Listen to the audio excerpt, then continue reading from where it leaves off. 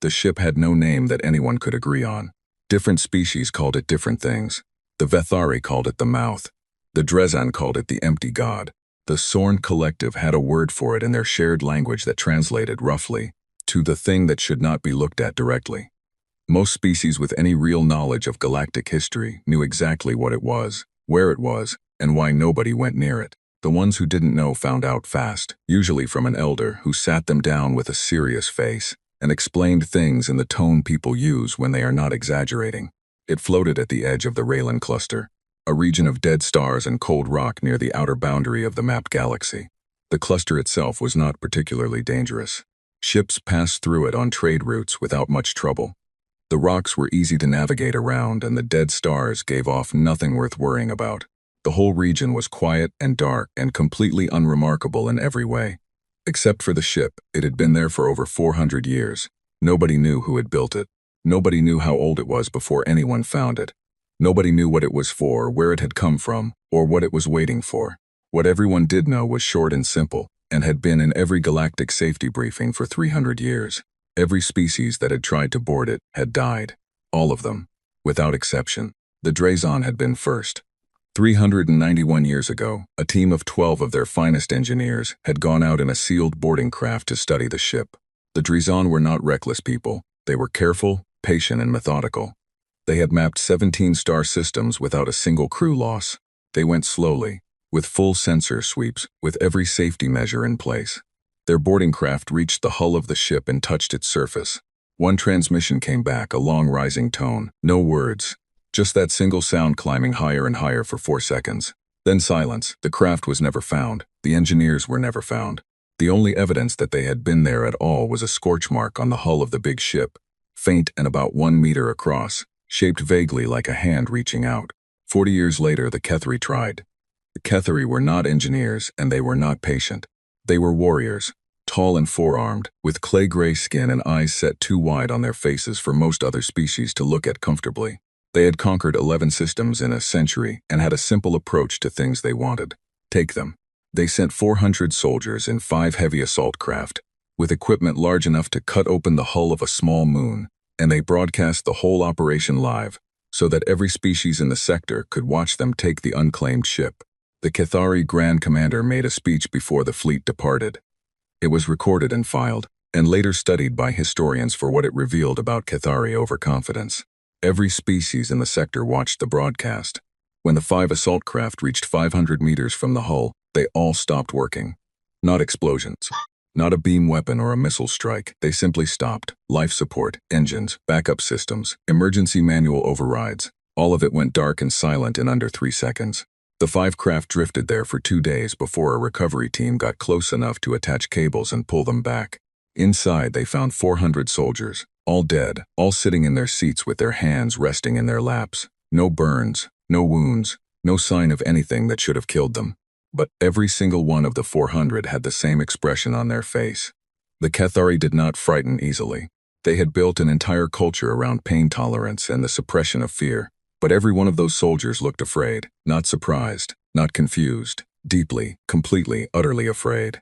The xenobiologists and researchers who studied the footage argued about interpretations for decades, but there was no real disagreement about what they were seeing. Something had frightened 400 trained Kethari warriors to death without laying a hand on them. The galaxy noted this, updated its star charts, put a warning symbol next to the ship's coordinates, and mostly agreed by unspoken consent to stop discussing it in public settings. The ship acquired the informal name The Condemned, which appeared first in a small courier company's internal route warnings and then spread across navigation databases the way these things always did. Not officially, not by anyone's decision, just quietly and thoroughly until no one could remember calling it anything else. Do not approach. Highly dangerous. Cause unknown. Over the following 3 centuries, 9 more attempts were made. Not all by warriors. The Velhari were diplomats by nature. They believed, genuinely and without cynicism, that any intelligence capable of building something that large and surviving that long could be reasoned with. They sent a small vessel carrying 3 of their most respected speakers, bearing what their culture considered meaningful gifts, broadcasting greetings in 47 languages on rotating frequencies. The ship reached the edge of the Condemned's effective range. Then, like everything before it, it went dark. The Velhari did not send a second mission. They held a memorial ceremony for their 3 speakers and quietly removed the condemned from their list of future diplomatic contacts. The Sorn Collective, which was not one species but 6 networked together, sent automated probes rather than crew. The probes lasted longer than anything else had managed. They transmitted data back to the collective for almost 11 minutes. The data they sent was studied and debated for 100 years. It showed, among other things, that the interior of the ship was pressurized, that it contained a breathable atmosphere compatible with most known species, and that somewhere inside, something was moving. The Sorn never found out what was moving. Their probes went silent and were never seen again. The Cathari tried a second time 80 years after their first attempt, this time with 1,200 soldiers and significantly improved technology. The outcome was the same.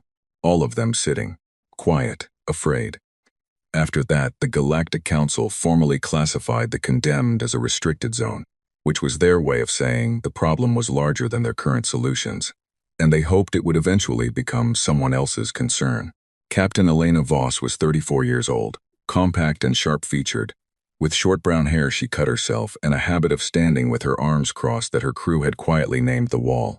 She commanded the SS Resolute, a mid-class survey and salvage vessel out of the Kepler station network. The Resolute was not a warship. It had 2 light defensive cannons, an engine that Marcus said was fine and that Voss privately considered held together by stubbornness and habit, and a crew of 11 people who had all, for various reasons they rarely discussed in detail, decided that working on the edge of explored space suited them better than whatever they had been doing before. She found out about the condemned on the 3rd day of a routine mapping job in the Tarsus Belt, when her first officer, Dak Reeves, sat down across from her in the common room and placed a data chip on the table without saying anything. She looked at it. She looked at him. "You're going to want to read it," he said. She picked it up and read it. It was a Galactic Council priority alert, flagged at level 4, marked for senior commanders of member species only. The Cathari had made a 3rd attempt on the condemned, 1,200 soldiers, 3 full assault wings, an especially engineered AI-piloted Lade craft designed to reach the hull before any defensive systems could respond. The AI craft had apparently gotten within 50 meters. Its sensors had actually recorded contact with the hull surface. Then all 1,200 soldiers and every craft in the fleet had done exactly what the others had done before them. They sat down. They went quiet. They died afraid. The alert was not about the deaths. It was about what happened after them. After the Cathari fleet went dark, the long-range probes monitoring the restricted zone recorded the condemned moving for the first time in its 400 years of documented history. It rotated on its axis, slowly and deliberately, by approximately 17 degrees. The rotation stopped when its forward section was aimed clearly and unambiguously at the inner systems, at inhabited space, at the core worlds where billions of people lived their lives. Voss read the alert twice. She looked at the star chart on the wall panel. The Ralland cluster was a small shaded region near the outer edge of the mapped zone. Their current position was 4 light days away. "Every species that tried," she said. "Dead," Dax said. She was quiet. From somewhere deep in the ship, she could hear Marcus banging something with a wrench, a sound she had come to associate with the ship being both broken and fine simultaneously, which was most of its operating life. "Plot a course," she said. Dak reached into his pocket and put a second chip on the table. "Already done," he said. "About 2 hours before I brought you the first one." She looked at the chip. At him. "You waited. I wanted to see if you'd say it without me asking," he said. For my own peace of mind, she picked up the second chip. "Get everyone in the main bay." 1 hour, she told them everything. She stood at the front of the main bay while all 10 crew members sat on equipment crates and folding chairs, and she put the full picture on the display screen behind her. The 400-year history of the condemned, every species, every death, every data point the Sorn probes had sent back, the council alert, the ship's movement. She used plain language, and she used the word dangerous, and she used the word died, and she did not smooth anything over or reframe anything to make it sound manageable. It was not manageable. She had no plan yet, she was going anyway. Then she told them the course was already plotted, and that anyone who wanted off could say so now. With full contract payment, no record kept, no explanation required, and she would arrange a transfer to the nearest station without a word said to anyone. 10 seconds of silence. Marcus Webb raised his hand. He was 47, broad-shouldered, with a gray-streaked beard and the permanent squint of someone who had spent too many years working in bad light. He had lost 2 fingers on a salvage job years ago and never talked about it. He said, What's the plan when we get there? Still working on it, Voss said. He nodded satisfied and put his hand down. Yaramos said, every species that tried went in the same way, military force or technology. All of them trying to take the ship by overwhelming it. Yes, Voss said. Nobody tried anything else? The Velhari tried diplomacy, Dak said. Still died. But they went with an agenda, still trying to get something. Still trying to make the ship give them what they wanted. The room was quiet with the kind of quiet that means thinking. I keep coming back to that too, Voss said. Rin Chen, the pilot, was at the back with her arms crossed, and her expression completely unreadable, which was how her face looked most of the time. She said, it moved after the last attack, pointed toward inhabited systems. She paused. So, sounds like something that's tired of being bothered. Or testing a reaction, Dak said. Testing what? Brant Cole said. Brant was the security officer, the loudest person on board, and had a reliable talent for saying exactly what everyone else was thinking but hadn't yet spoken. No one answered. Not because the question was bad, because the answers were still forming. Course is 4 light days, 3 days at current speed, Voss said. Anyone off? Silence. Brant raised his hand. Voss looked at him. I'm not getting off, he said. I just want it formally noted that this is completely insane and I want that on the record. Noted, Voss said. Now let me have that crate, I need to sit down. The Resolute changed course. The engines pushed and the Tarsus belt fell behind them, and ahead, 4 light days out, was the dim edge of the Rallon cluster, and something ancient and dark waiting inside it. Within 6 hours of changing course, they received 11 separate transmission warnings from 8 different species. Formal advisories, urgent requests, and what one crew member accurately described as outright begging. Every message said the same thing in different languages. Turn back. Voss drafted one reply and sent it to all 11 simultaneously. It said, thank you for your concern. We are a registered survey vessel operating in uncontrolled space.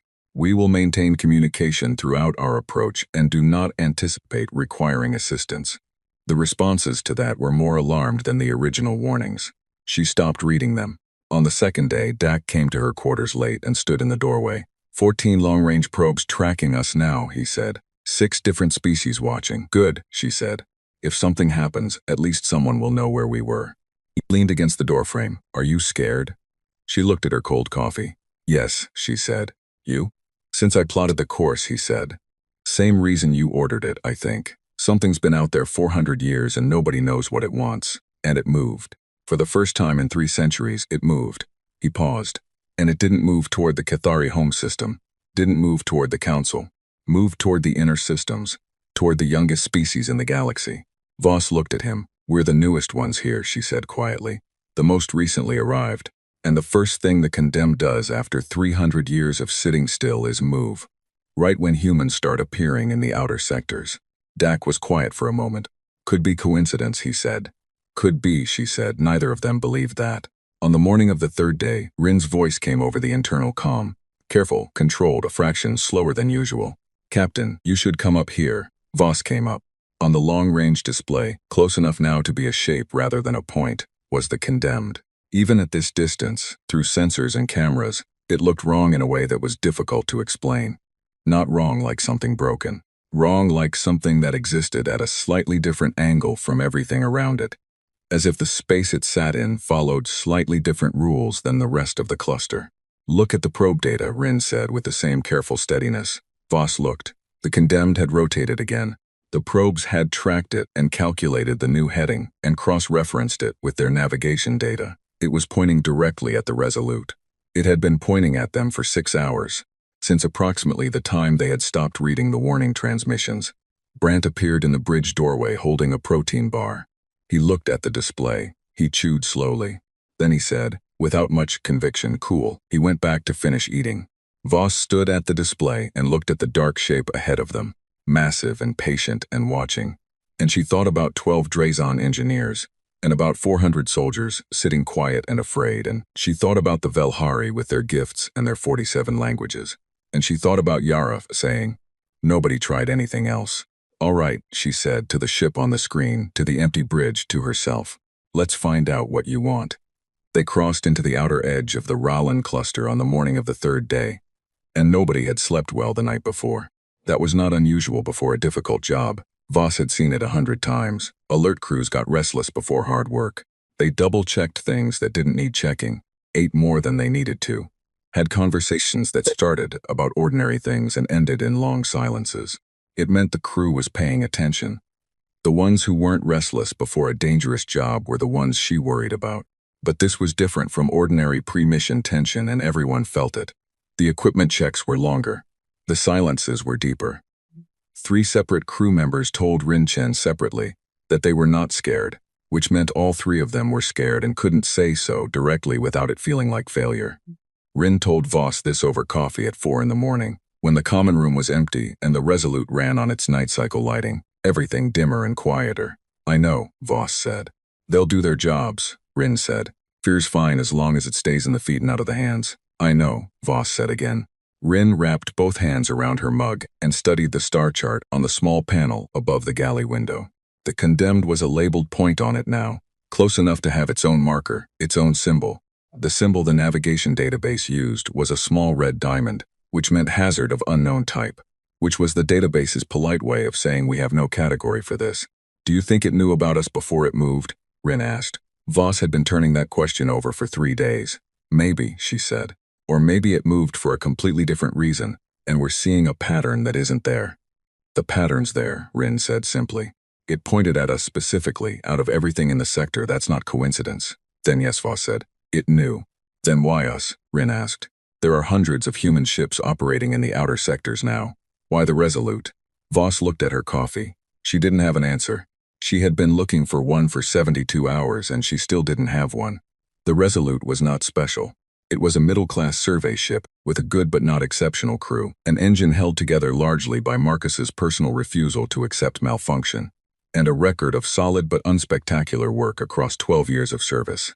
There was no logical reason for an ancient and apparently lethal ship of unknown origin to single them out from the dark, but it had. "Get a few hours," Voss told her. "I need you sharp on the approach." They reached what everyone had begun calling the outer perimeter at 11 in the morning. The outer perimeter was not a marked line. It was the distance at which every previous expedition's instruments had begun behaving strangely. Sensors giving contradictory readings, navigation computers briefly losing their reference points, communications picking up static that had no identifiable source. It was the zone where ships started feeling wrong to their crews, and people started wanting to leave without being quite able to explain why they wanted to. The Resolute crossed into it, and Marcus said, "Huh," from the engineering console. "Talk to me," Voss said. "The engine's fine," Marcus said, not looking up, "but the efficiency reading is wrong. It's showing 12% better performance than it should be getting, which isn't possible without someone doing maintenance I don't know about." He ran his hand along the edge of the console. "And I'd know about it." "Sensor error," Dak offered. "It's not a sensor error," Marcus said. He put his palm flat on the console panel and held it there. "I can hear it. She's running clean. Really clean. Like something went through the entire system and smoothed it out." He looked up, and his expression was the specific expression of a man who has encountered something he cannot explain, and has decided to document it rather than argue with it. "Nobody went through my engine." Voss looked at the main display. The Condemned was ahead of them, visible now not just as a sensor reading but as a shape.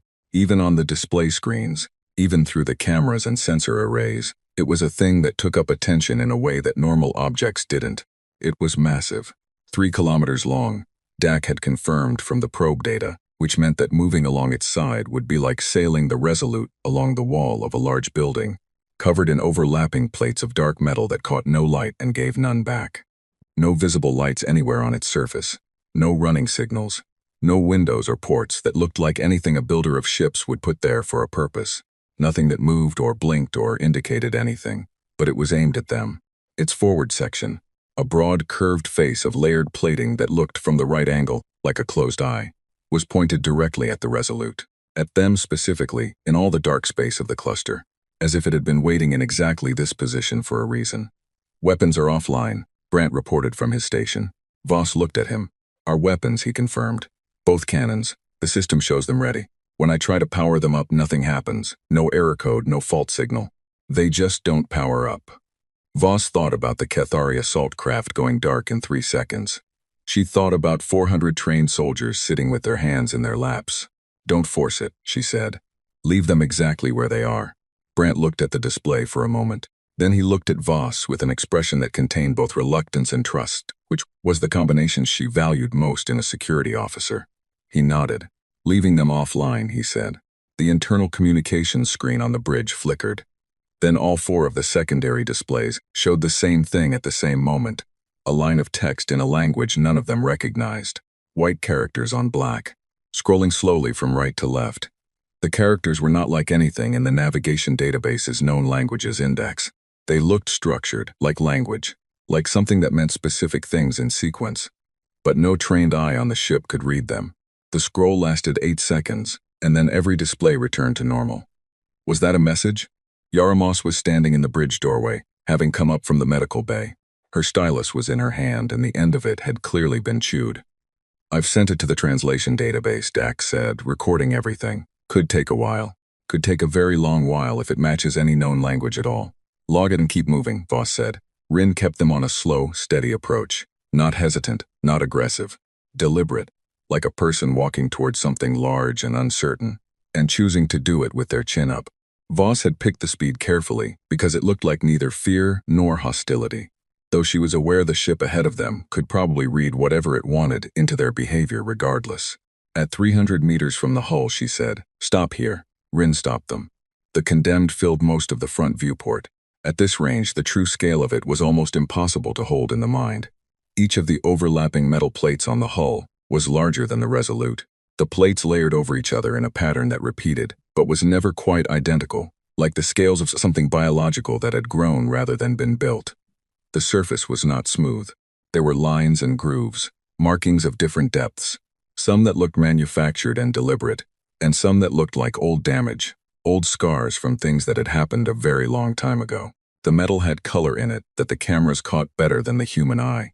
Deep veins of blue-green running through the dark gray, iridescent and cold, visible only at certain angles, like the inside of certain shells. "It's beautiful," Yara said very quietly. Nobody disagreed with that. "No visible entry anywhere. In the forward section," Dax said, scanning steadily. "No airlock, no docking collar, no hatch of any kind that we'd recognize as such. If there's a way in, it doesn't look like a door." "The Drazon scorch mark," Voss said. 700 meters back along the port side, Dax confirmed. "Still there. Can we reach it?" "Yes. Then that's where we go." Rin moved them slowly along the hull. The Resolute traveled the length of a wall that went on and on, the markings scrolling past, the iridescent lines deep in the metal catching the light from the distant cluster stars. Nobody spoke on the bridge. There was no particular reason for silence, but silence felt appropriate and nobody broke it. The scorch mark was exactly where the record said it would be. About 1 meter across, rough at the edges, shaped so clearly like a reaching hand that Voss felt something move through her chest when she saw it. Not quite dread. Something older than dread. "Right there," she said. Marcus was already running scans. "Hull reads the same as everywhere else," he said. "No opening, no structural weakness, no difference in composition." He paused. He ran the scan again. "But there's a heat differential. This section is about 3 degrees warmer than the surrounding hull. Steady. The warmth is coming from inside the ship." "Like something living," Yara said. "Like something that generates its own heat," Marcus said carefully. The distinction between the two things was there in his voice, but he wasn't pushing it. Voss looked at the scorch mark for a long time. The Drazon team had put their hand on the hull and died. But something had made that mark. Something had reached from inside the ship toward the surface. Or toward something outside it. The mark was shaped like a reaching hand. Not a burn pattern, not a mechanical impression, a hand reaching out. "I'm going outside," Voss said. "Captain," Dax said. "I'm not taking any equipment for forcing entry," she said. "I'm not going in. I'm going to walk up to the hull and put my hand on it. That's the only thing I'm going to do." "That's also roughly what 12 Drazon engineers did," Brandt said. "They had plasma cutters large enough to cut through the hull," Voss said. "They were there to force it open. I'm not doing that." She looked at the scorch mark on the display. "I'm just going to say hello."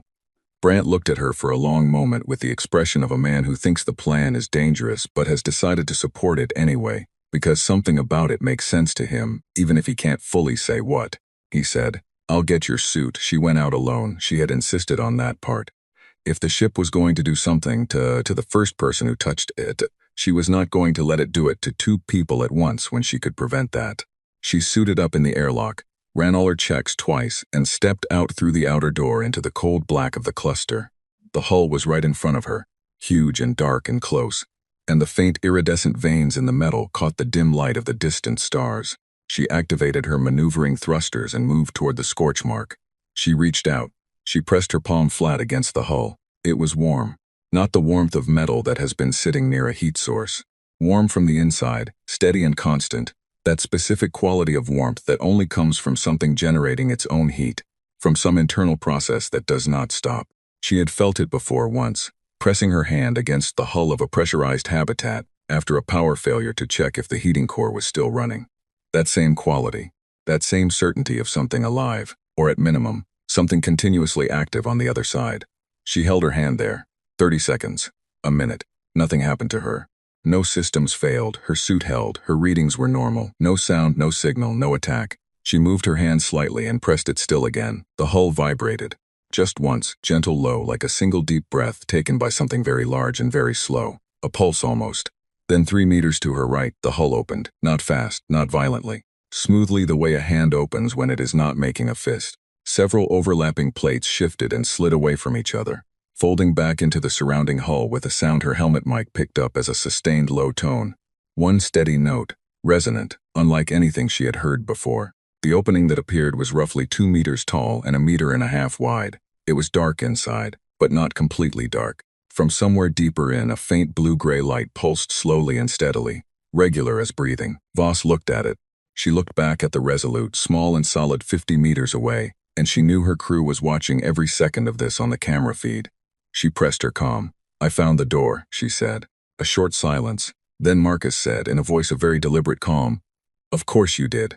"I'm going in," she said. "Not alone," Dax said immediately. "I'm suiting up right now." Brant's suiting up. Yara's already suited," Yara said from somewhere in the background of the comm. Voss looked at the opening. The low tone was still playing, slow and steady. The blue-gray light inside breathed its regular rhythm. "Hurry up," she said. Dak, Brant, and Yara were outside in 4 minutes. Marcus stayed with the ship, which was his preference, and also Voss's order. If something went wrong inside, she needed someone competent at the controls of the Resolute immediately. Rin was on the bridge. The other crew members were on standby. The 4 of them approached the opening in the hull together. Up close, the passage inside was wide enough for 2 people shoulder to shoulder. The walls were the same dark metal as the exterior, but inside the light changed. The blue-gray glow came from lines running along the walls at approximately shoulder height, thin lines of light embedded in the metal that pulsed in a slow, consistent rhythm. The light was enough to see by. Not comfortable. Enough. The passage went straight inward for about 20 meters and then curved. Brant had a scanner in his left hand and his right hand was at the empty holster where his sidearm usually sat. Voss had made them all leave their weapons on the ship. He had not argued about it for very long, but his hand kept drifting back to the holster anyway, which was muscle memory rather than intention. "Temperature inside is 21 degrees, Dax said quietly, reading his scanner. "Atmosphere matches breathable standard with intolerance. Gravity approximately 0.9 of standard." He paused. "These readings are identical to what the Sorn probe sent back. Everything matches." "Something maintained all this," Yara said. "For 400 years. The atmosphere, the gravity, the temperature." She was looking at the light lines in the walls as she walked. "Something has been keeping this place ready." "Ready for what?" Brant said. Nobody answered. They walked to where the passage curved and turned the corner, and stopped. The passage opened into a chamber so large that the far wall was not visible. The blue-gray light lines continued along the walls and ceiling, but here they branched and spread, multiplied across the ceiling in patterns that were clearly not random. Geometric, structured, repeating in ways that just barely stopped short of looking like something specific. The floor was flat and smooth and extended further than their lights could reach. From the center of the chamber, 4 large corridors branched off in different directions, going deeper into the ship.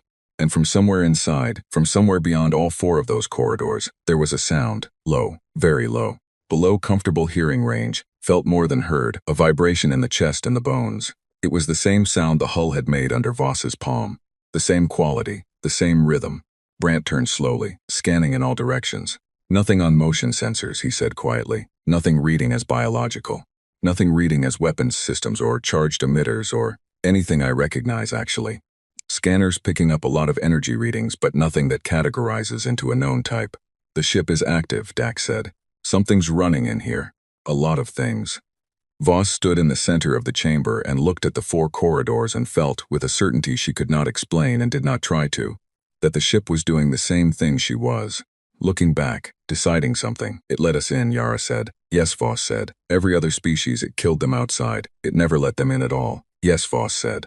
Yara turned to look at her. In the dim blue-gray light, her dark eyes were very steady. So what's different about us? Voss looked at the 4 corridors going into the dark heart of the ship. I don't know yet, she said. But I think we're about to find out. She picked the leftmost corridor and walked toward it, and after a brief pause, the kind of pause people make when they take a breath before something they can't take back, the others followed her. Behind them, the hull opening remained exactly as it was. It did not close. It was waiting for them to come back. The corridor was long, and it did not stay straight. It curved slowly, almost too slowly to notice at first. Voss walked with her scanner up and her flashlight adding hard white edges to the blue-gray glow of the wall lines.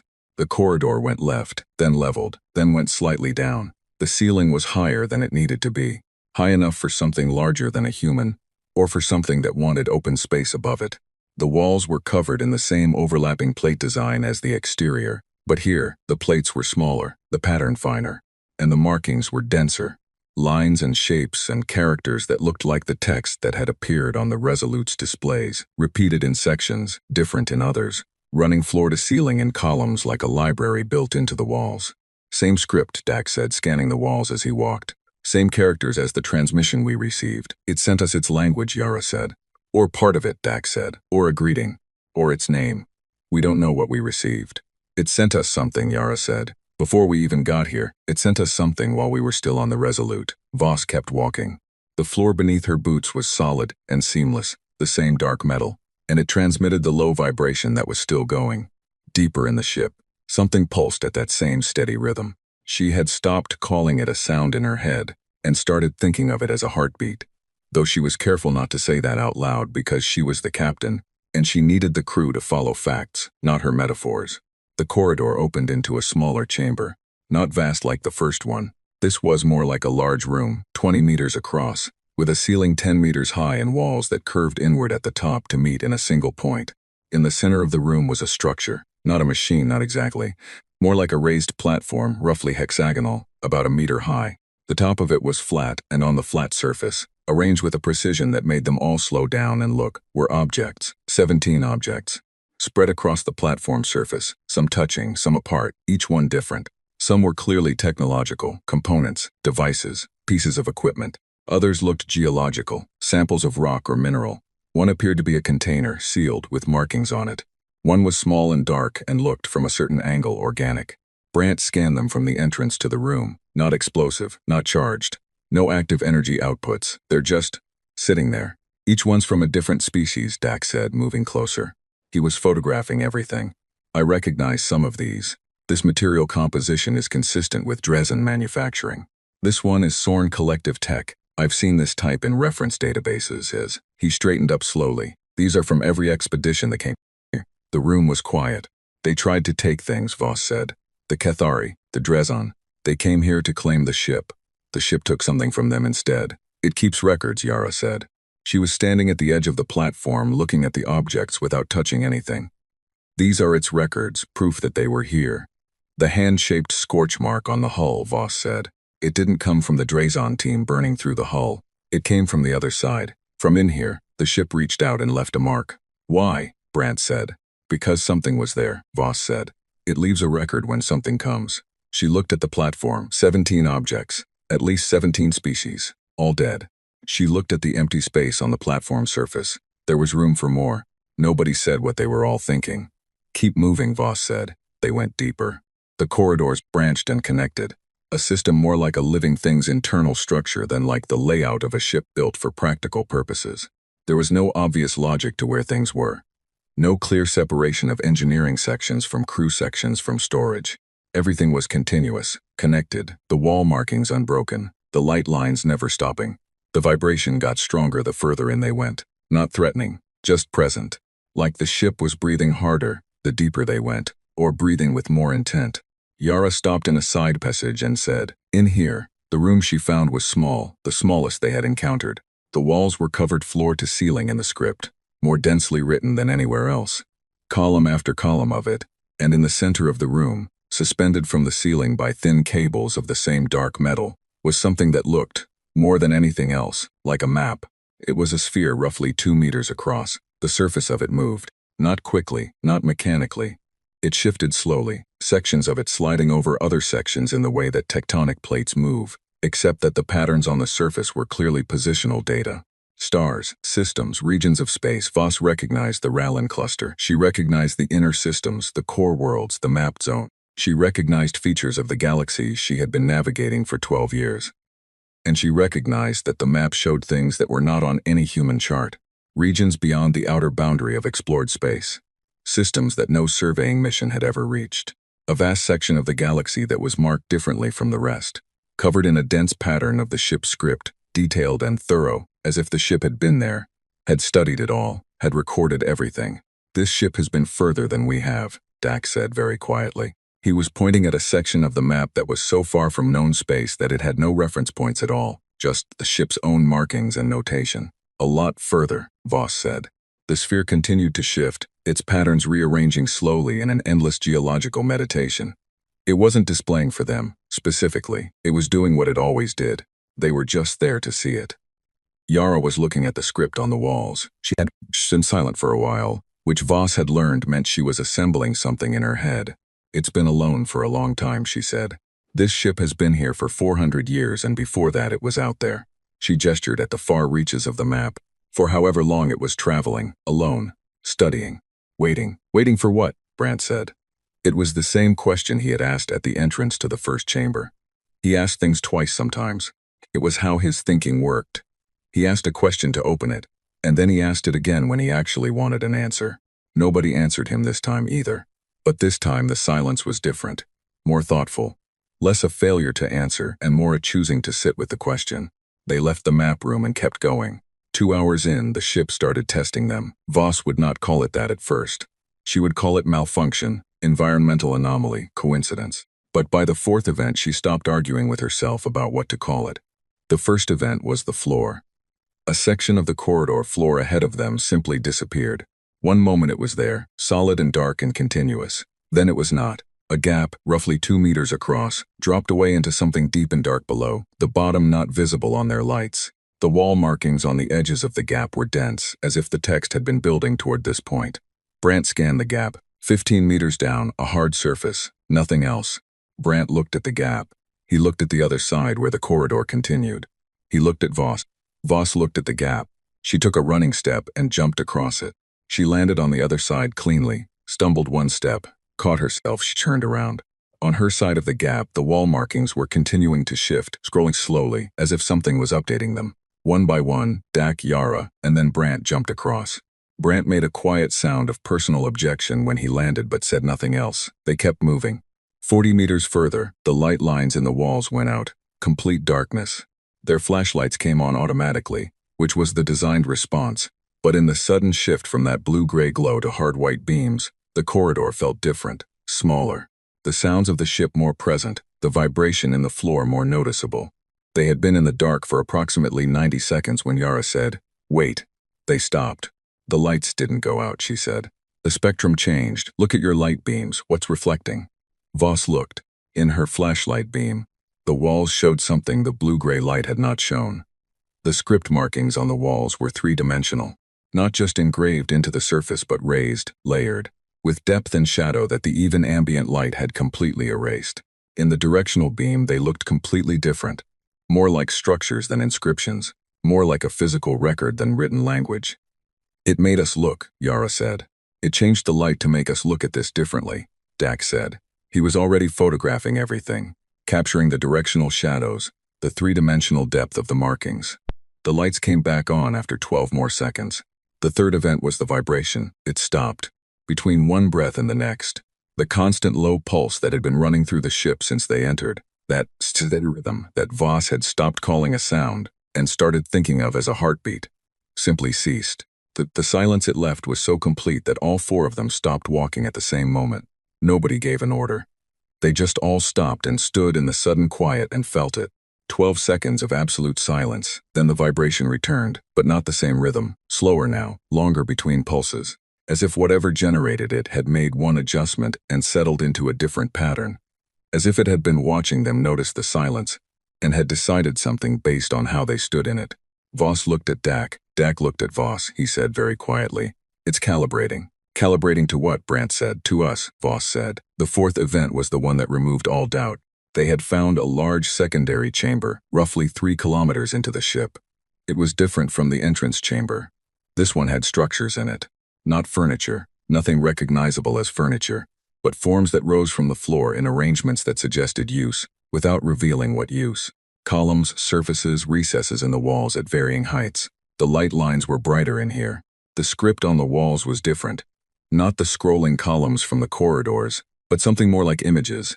Shapes that were almost but not quite representational, like abstract pictures of things, rather than pictures of the things themselves. In the center of this chamber, the floor had a different texture, smoother, darker, and it was warm. Warmer than the surrounding floor, warmer than the walls.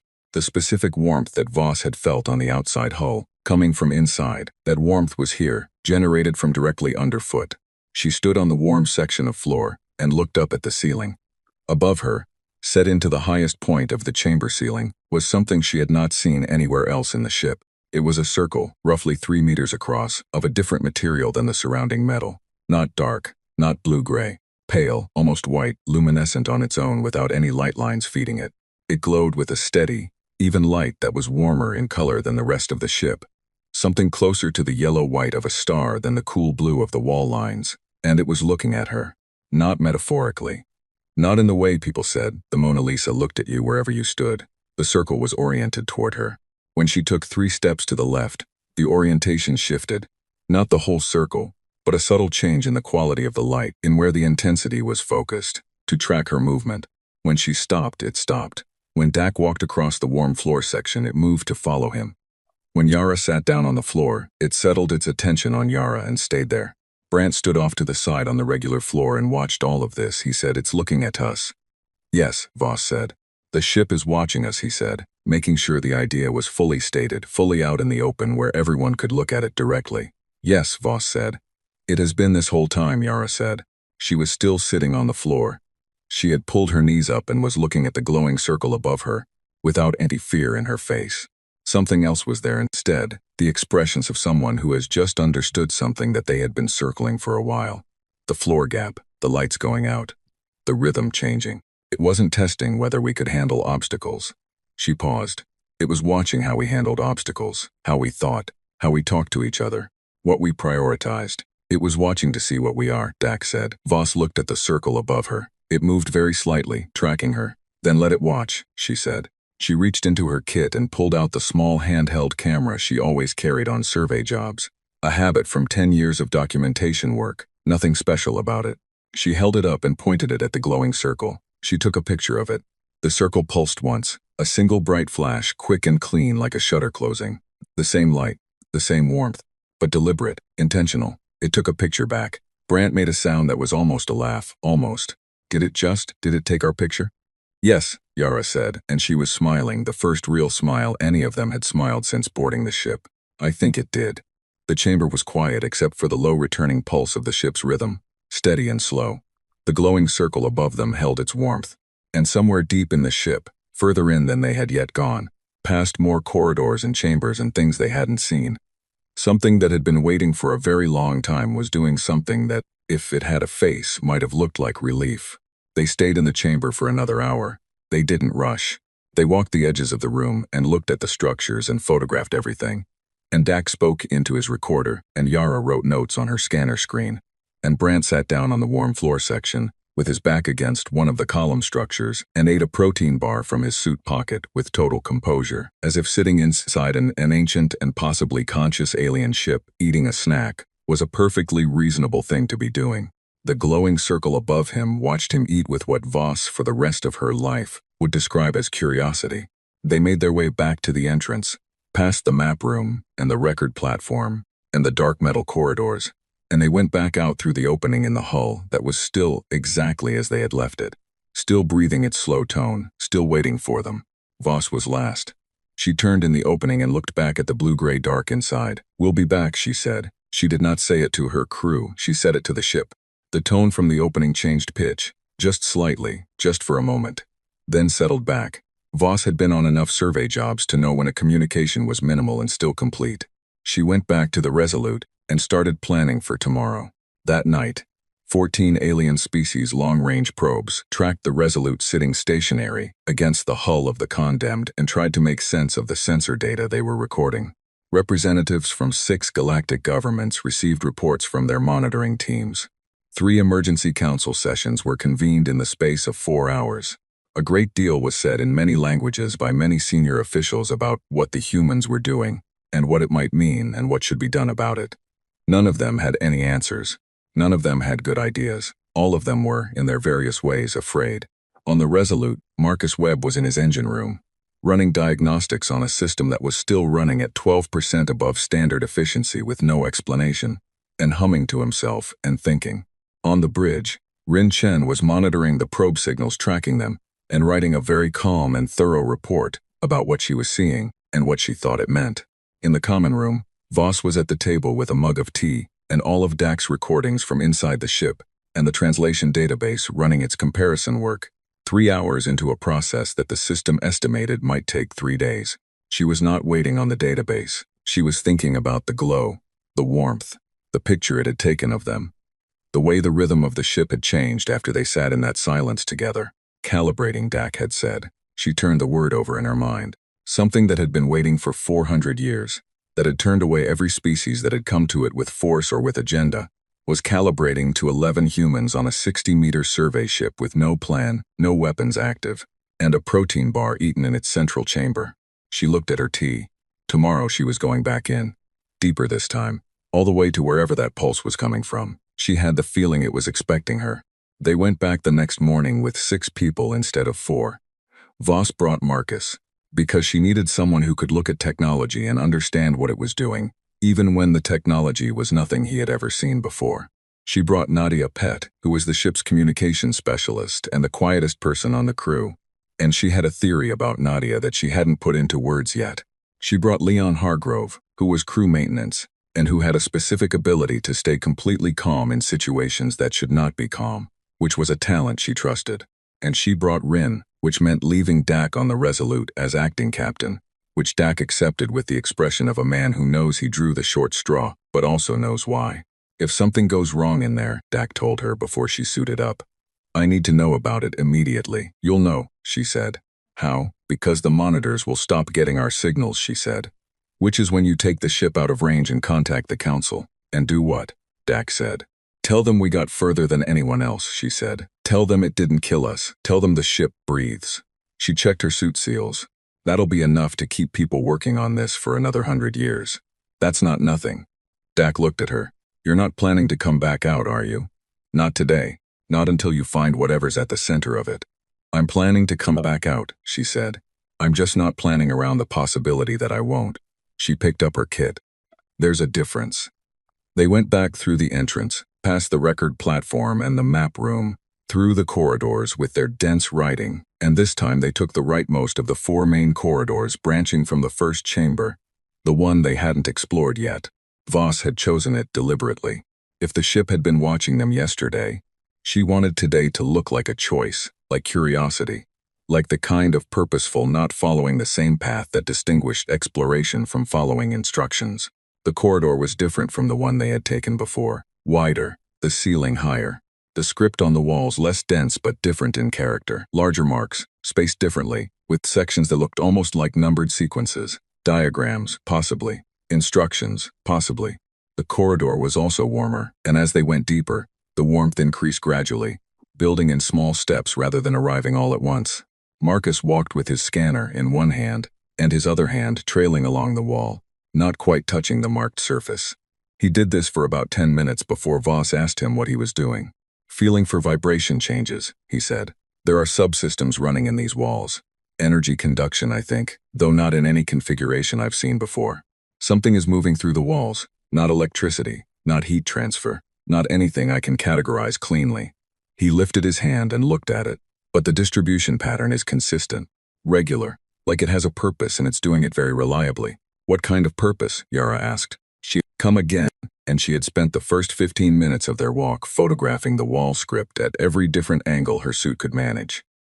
Maintenance, Marcus said, or communication, or both at the same time. The two might not be separate functions here. He dropped his hand and kept walking. This ship maintains itself, he said. The atmosphere, the gravity, the temperature, the lights that come on.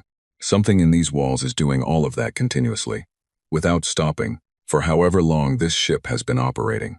400 years at minimum, Nadia said from behind them. She said it simply, as a fact, and said nothing else, which was consistent with how she communicated generally. Exactly the required number of words and then silence. A lot longer than that, Marcus said. The probe data suggested the internal systems showed age consistent with several thousand years of continuous operation, at minimum. He paused. This thing is old. They walked in silence for a moment, carrying that idea.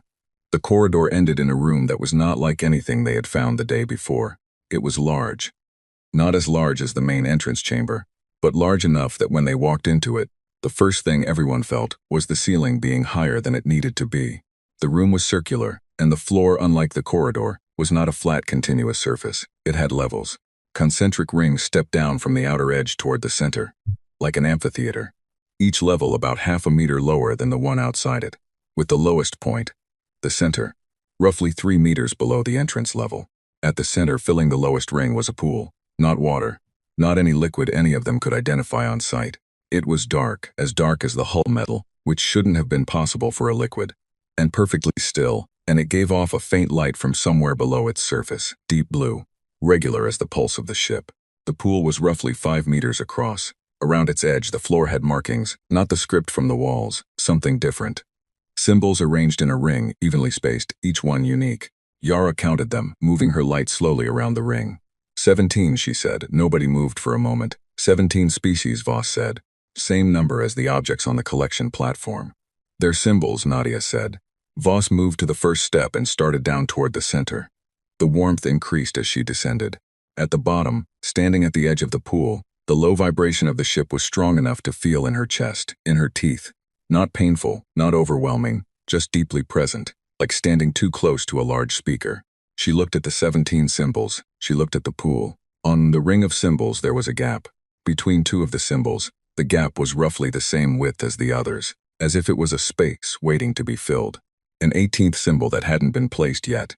Marcus came down and stood beside her. He scanned the pool surface carefully. He ran the scan twice and read the results and said, "It's not a liquid." "What is it?" Voss said. "Don't know," Marcus said. "It's registering as matter, but the type doesn't match any material in my database. It's not organic, not mineral, not metallic. It's registering as something the scanner can't categorize." He looked up. "But it's connected to the walls, the same energy I've been feeling in the walls. It's concentrated here. All of it is feeding into this." "It's the source," Voss said. "Or a node," Marcus said, "a junction, something." Nadia was walking the ring, photographing each symbol. She stopped at the gap. She stood there for a long time, not speaking, looking at the empty space between the two flanking symbols. Then she crouched down and, with her gloved finger, drew a slow, simple line in the thin layer of dark particulate that had settled on the floor at the pool's edge. Just a line, testing the surface, looking at how it responded. The pool surface moved, not much, a single ripple, starting from the center and moving outward, reaching the edge of the pool and then reversing, folding back inward, and when it reached center again, it disappeared into the stillness. One ripple, in response to one mark drawn near the edge by one human finger. Nadia sat back on her heels and looked at the pool. In her quiet way, she said, "It knows we're at the edge of it." "Yes," Voss said. "It's been waiting for us to come to this room," Nadia said. "Everything else was a corridor." "What is this room?" Leon Hargrove said. He had been standing at the second ring, one level up, saying nothing, watching everything. He was the kind of person who needed to see a complete picture before he said anything about it, and he had been building his picture since they walked in. Voss looked at the pool, at the 17 symbols, at the gap between them. She thought about all of it, the record platform, the map sphere, the glowing circle that took their picture, the rhythm that changed. Every observation they had made, every choice the ship had made in their presence. "I think it's where it talks," Voss said. "When it decides to talk, it hasn't decided yet," Leon said. "I don't think so," Voss said. "I think we're still." She stopped. She was going to say still being evaluated, and she stopped because the word evaluation felt wrong for what was happening. Evaluation implied an authority passing judgment on a lesser party. That wasn't what this felt like. "It's still deciding if it wants to," Nadia said, filling in the pause. "Not whether we're good enough. Whether it wants to." The pool was still. Voss thought about that for a long moment. about a ship that had been here for 400 years, which had been out in the unmapped dark for thousands of years before that, which had watched species come and bring their weapons and their tools and their agendas and die. All of them. Every time, without exception. She thought about what it might feel like to wait that long. She sat down on the lowest ring, facing the pool, and stayed there. Marcus, meanwhile, had gone back up 2 levels and found something in the wall that he could not stop looking at. A panel, recessed slightly, the same plate metal design as everything else, but with a small rectangular section that was different. The markings on it arranged differently, more regular, in a pattern that Marcus's 47 years of looking at mechanical systems recognized without being able to say exactly why.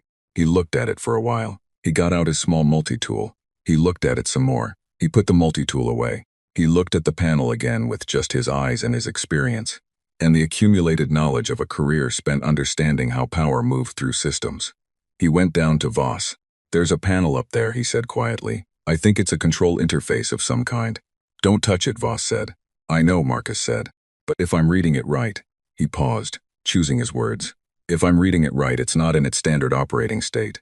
Something in the system is running below capacity, not a failure, a deliberate reduction. Like it's conserving something." "What something?" "Energy, maybe," Marcus said. "Or attention." He paused. "Like when you turn a heavy system into standby mode, because you're waiting, and you don't need to run at full power for waiting. But you're ready to." Voss looked at the pool, at the still dark surface. "How long do you think it's been in standby?" she asked. Marcus looked at the walls. At the density and age of the markings, the worn and layered quality of the plates, the things that spoke of enormous time passed. "A long time," he said. "A very long time." Voss nodded slowly. She thought about Yara's words from yesterday. It's been alone for a long time. They had been in the amphitheater room for almost 3 hours when Nadia did something that none of them had planned. She started talking, not to them. She was sitting on the bottom ring, 3 meters from Voss, facing the pool, and she started talking in a low and even voice about what she was seeing. Not analyzing it, not reporting it, just describing it. The color of the pool, the way the symbols were carved, the weight of the air in the room, the quality of the warmth. She spoke carefully and without rushing. The way she spoke when she was doing something she believed in. And she talked for about 4 minutes straight before she stopped. The pool rippled. Not one ripple this time. Several, overlapping, spreading outward from the center, and returning, intersecting, creating a surface that for about 10 seconds was in constant subtle motion before settling back to stillness. Everyone in the room was completely still. "It heard you," Yara said very quietly. "I wasn't asking it anything," Nadia said. "I wasn't asking it to do anything. I was just describing what I see." "What do you mean?" Brandt said from up on the 3rd ring. "Every species that came here wanted something," Nadia said. "The Drazen wanted data. The Cathari wanted to take it. The Velhari wanted acknowledgement, recognition. The Sorn probes were here to collect and report. Every contact was transactional. Every species showed up with a need and tried to get the ship to meet it." She looked at the pool. "I wasn't asking it for anything. I was just talking to it." The pool was still. But something about the stillness was different now. Denser. More present. Like the difference between an empty room and a room with someone standing quiet in it. Voss watched the surface of the pool. She said to it directly, "We don't know who built you. No ripple. We don't know what you are. No ripple. We can't read your language. We can't categorize your material. We don't understand most of what we've seen in here." She paused. "We're going to come back tomorrow, and the day after. We're going to keep coming back until we figure out how to talk to each other properly. Or until you tell us to leave. And if you tell us to leave, we'll leave." She looked at the surface of the pool. "We're not here to take anything." The pool was still. Then from somewhere above them, from the ceiling, from the walls, from everywhere at once, the ship's rhythm changed, not stopped, changed. The steady pulse that had been running through the metal since they first touched the hull shifted. It slowed. It deepened. It became something longer and lower and more deliberate. And in the change there was something that Voss could not name clinically and would not try to. It felt like a door being opened. Not a physical door. Something else. Something larger. The glowing circle that had watched them in the main chamber 2 days ago. The pale white circle set into the ceiling. That same quality of light appeared now in this room. Not from a point in the ceiling. From the pool itself. The dark surface began to glow from beneath.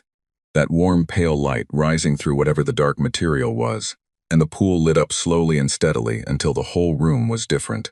Marcus looked at his scanner. He looked at the readings. He looked at the scanner again, with the specific expression of a man who does not distrust his equipment but wishes he could. Energy output just increased by a significant factor, he said. The whole ship, not just this room. Every subsystem I've been monitoring in these walls. They all went up simultaneously. He lowered the scanner. It's not in standby anymore. The warm light from the pool filled the amphitheater room. And then from the pool surface, from the light inside it, something moved, not a ripple, not a wave, a form, gradual and deliberate, rising from the surface the way a shape emerges from fog when you drive toward it, gaining definition as it rises, becoming distinct, becoming specific. It had no color. It was made of the same pale light as the pool itself. It was not biological in its shape, not the shape of any species they knew, but it had dimension and structure, and it was oriented toward them.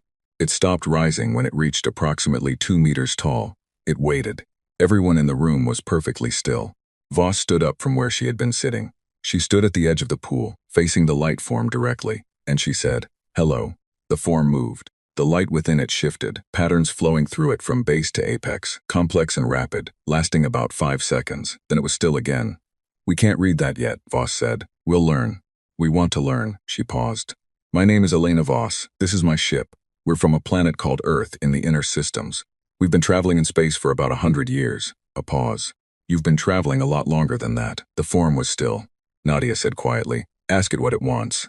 Voss looked at the form, at the pale light that shifted slowly within it, patient and old and waiting. "What are you looking for?" she said. The form was still for a long moment. Then the light within it moved again. Not a rapid, complex pattern this time. Slow, simple. One motion starting at the base of the form and rising to the top. A single upward movement. Rising. Going somewhere. Voss stood at the edge of the pool in the warm light, in the deep pulse of the ship's new rhythm. And she looked at the form made of light, and she understood. It was not looking for something. It was going somewhere. And it had been looking for a very long time for someone to go with. It took 9 days. 9 days of going back in, every morning, sometimes all 6 of them, sometimes just Voss and Nadia, once Voss alone for 4 hours, while the rest of the crew watched on monitors, and Dak sat in the captain's chair of the Resolute, and did not eat lunch. 9 days of sitting in the amphitheater room with the pool, communicating in the only language they had available at first, gesture and proximity and patience, and the slow, accumulated trust of showing up every day without weapons and without demands. The translation database came through on day 3. Not a full translation. The ship's language was unlike anything in the Council's archives, which meant it hadn't been spoken or written by any species the galactic community had ever encountered. But the database found structural patterns, grammatical logic, the architecture of a language.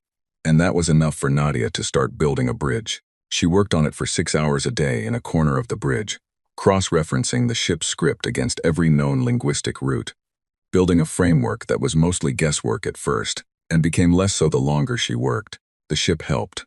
Not consciously at first, but the light form in the pool began responding to their attempts differently as the days went on. When Nadia said a word from the ship's script and paired it with an action, standing up when she said what she believed meant rise, placing her hand against the wall when she said what she believed meant surface, the light form would either hold still or produce a ripple from the pool. Still meant she had it wrong. The ripple meant she was close. It was the most basic form of communication possible. 2 parties pointing at things and making sounds, and it was the most important work any human being had done in the history of the species, without knowing it at the time. By day 5 they had 30 words, by day 7 80, by day 9 enough. On day 9 Voss sat alone in the amphitheater room. The rest of the crew was on the Resolute. She had asked them to stay there for this, not because she didn't trust them, because she had spent 9 days watching the light form in the pool, learning to read the small shifts in it, the way you learn to read a person's expression after time with them, and she had a clear sense that the next conversation would be long and would require space. She sat on the bottom ring, at the edge of the pool, and the light form rose from the surface, and it looked at her with whatever it had that served as looking, and she said, in the 30 words she had learned and the 70 gestures and the rough framework of a communication that was more feeling than language, "Tell me what you are." The pool surface moved. The light form held still. Then, slowly, something happened that hadn't happened before. The room changed, not physically. The walls, the floor, the ceiling, all unchanged. But the light from the pool spread, expanded, rose up the walls.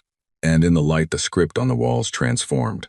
Not the characters themselves, which were carved in metal, but the light moved through them in a sequence. illuminating specific sections in a specific order, and in the order there was meaning. Nadia had been right that it was a library, more than a library, a record of something, a record of everything. The light showed her what she had thought were diagrams in the corridor walls. They were not diagrams. They were maps of a different kind, not geographic but temporal. A record of a long journey, stars encountered, systems studied, a path through the galaxy over an enormous period of time, marked in sequence, each mark a place that had been visited and learned, and at the beginning of the record, at the earliest point in the sequence, marked differently from everything else, with a kind of emphasis that felt like weight, was an image of something she had no words for, a place, a point, a beginning point, before the journey, before the thousands of years of travel, a place that was not in this galaxy. Voss looked at it. She looked at the light form. She said the word she had for origin, for home, for where from. She pointed at the image at the beginning of the sequence. The light form was still for a long moment. Then the pool sent a single ripple outward. Yes, Voss sat with that for a moment. This ship, this old, patient, devastating ship, had come from somewhere else entirely, had traveled across galactic distances in a timescale she couldn't fully absorb, had arrived here, in this galaxy, and spent thousands of years studying it, crossing it, mapping its edges and its dark inner regions and everything in between, alone.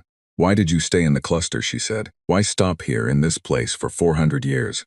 The light form moved, the pool rippled in a complex pattern. She couldn't read all of it, not yet, but she caught a word she knew. She had learned it on day 4, a word that meant looking but not passive looking. Active looking. Searching, and another word, a word for completeness. For the thing that makes a thing whole that was not whole before. She thought about the record platform with 17 objects from 17 dead species. She thought about the empty space on the ring of symbols at the pool's edge, waiting for an 18th. She thought about what Marcus had said. It's been in standby mode, waiting, conserving for what it knew was coming. You killed them, she said. The light form was completely still. The Drezon, the Cathari, all of them. She was not afraid saying this. She had asked it 9 days into trust. Why? The pool moved. Words she recognized. A word for intrusion that was also a word for harm. A word for continuation that meant something like survival. A word she had learned for something she could only translate roughly as integrity. Not morality, but physical wholeness, structural completeness. And a word she had not heard before. A new one. Used twice, with weight. She looked at it and thought about it and felt around the edges of its meaning, and eventually she said, Test. You were testing them. The pool rippled. Not to see if they were strong enough, she said. Not to see if they were smart enough. She looked at the light form. You were to testing what they would do when they couldn't have something they wanted, still, which in their language now meant keep going. Every species that came here wanted to own you, she said. They brought tools, they brought force, they brought arguments, they came to claim you. And you read what they came with, and you stopped them. Because what they were was something you already knew. Something that doesn't work for what you need. A ripple. She sat with the words she'd been turning over. Not strength, not intelligence, not civilization or age or technological advancement. Something else. Something harder to define. What did we have, she said. When we came here, when I put my hand on the hull and you opened the door, what was different? The light form moved for a long time. The pool sent complex ripples. Words she recognized, words she didn't, and in between them something that wasn't words at all. A quality of light. A warmth change, a depth shift that she had come to understand over 9 days as the equivalent of tone of voice. Of emotion, maybe. Of something that was as close to emotion as this ancient thing could express. She caught words for smallness, which in context meant young. Words for chaos, which in context meant unpredictable. A word for collision, which in context meant encounter. A word she had not heard before that repeated 3 times. She said it back. She asked what it meant. The pool held still. The light form moved to the edge of the pool closest to her. The warmth in the room increased. The ship's pulse, that deep vibration in the metal floor and walls and everywhere, changed its rhythm again, slowed further, became something more like one long breath being held and then slowly released. The new word, repeated 3 times, never explained. She sat with it. She tried every translation angle Nadia had taught her. She looked at its component sounds, its structural position in the sentences that had contained it. She thought about what it had been describing when it was used. The context each time. The 3rd time it had been used. It had been in a sentence that also used the word she'd learned for species or people. The 4th word of that sentence was one she recognized as the closest thing the ship's language had to a partner, or a crew. A crew. She sat at the edge of the pool for a long time. Then she said, "You want to go on." The pool moved, not a ripple.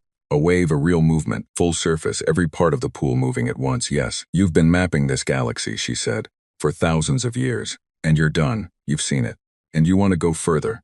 Past the edge of the mapped zone, past everything we know, somewhere out there." She pointed, up and outward, the direction of beyond, the direction of the unmapped dark at the edge of the galaxy. "And you can't do that alone." The pool was still. "Why can't you do it alone?" Voss said. "You've been alone for thousands of years." The light form moved. Words she recognized. And the new word again, one more time, and this time it was followed by one she definitely knew. One she had learned early because it appeared constantly throughout the ship's writing, throughout every conversation. A word that she had thought at first meant simply broken. It didn't mean broken. It meant lonely. Voss sat at the edge of the pool in the warm light and the deep pulse of an ancient ship that had traveled further than she could imagine, and mapped more than her entire civilization had ever found, and came from somewhere that was not even this galaxy and had been alone for all of it. And she said nothing for a while. Then she said, "I need to call my crew." She went back to the Resolute and gathered them in the main bay, all 11 of them, and she told them everything, all of it. She used Nadia's word lists and her own best attempts to translate what she had understood and where the gaps were, and she was honest about the gaps, and she was honest about the risk, and honest about the scale of what was being asked, and honest about the fact that she was going to say yes, personally, today, right now, and that nobody was required to say yes with her. Silence, the good kind, the thinking kind. Yara said, "How far?" "I don't know," Voss said. "Past everything we've mapped, past everything any species has mapped. Into dark we've never seen. For how long?" Rin said. Voss said, "Are we coming back?" Brandt said. Voss looked at him. "I don't know." More silence. Marcus leaned back in his chair and crossed his arms and looked at the ceiling of the main bay for a while. Then he looked at Voss and said, "It can't do it alone." "No," Voss said. "Needs a crew," he said. "Yes, picked us specifically," he said. "Out of everyone, all the species in the galaxy, hundreds of years of trying. Picked 11 humans on a survey ship." "Yes," Voss said. Marcus uncrossed his arms. "Then we'd be complete idiots to say no," he said. Nadia said, "Yes, one word, no elaboration." Rin said, "I'm the best pilot you have."